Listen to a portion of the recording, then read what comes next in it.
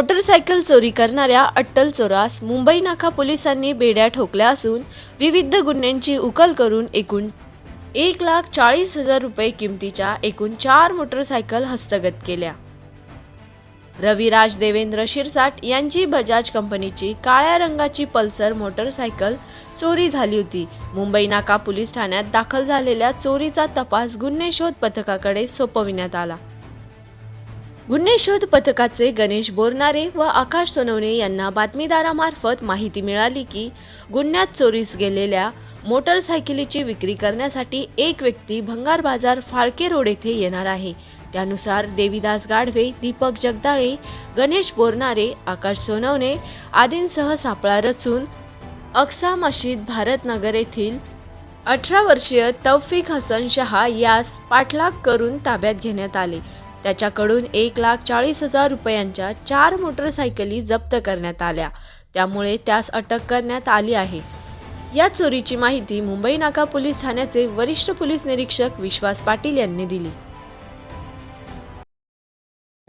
परवा मोटरसायकल चोरीचा गुन्हा दाखल होता। पल्सर मोटरसायकल चोरी गेली होती।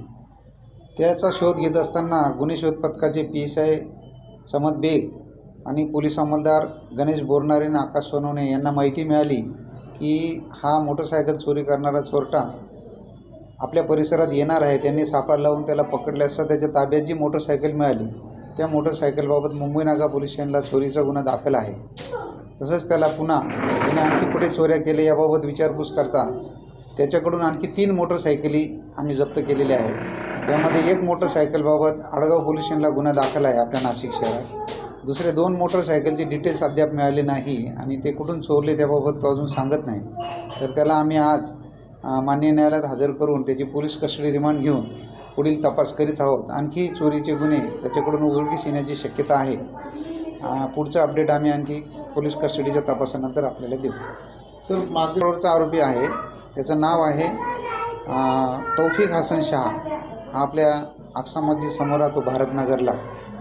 तर त्या चोरीची त्याला यापूर्वी सवयीचा आहे तो आणि त्याने आणखी त्याला साथीदार आहेत का याबाबत पण तपास करायचा आहे। आणि आणखी विकल्या नाही त्यांनी, या गाड्या त्याच्याजवळच आहेत आणि त्याचे आणखी साथीदार आहेत का ते आपल्याला शोध घेणं चालू आहे। आरोपींकडून अजून गुन्हे उघडकीस येण्याची शक्यता असून त्याची चौकशी सुरू आहे। पुढील तपास अहवालदार देविदास गाढवे करत आहेत।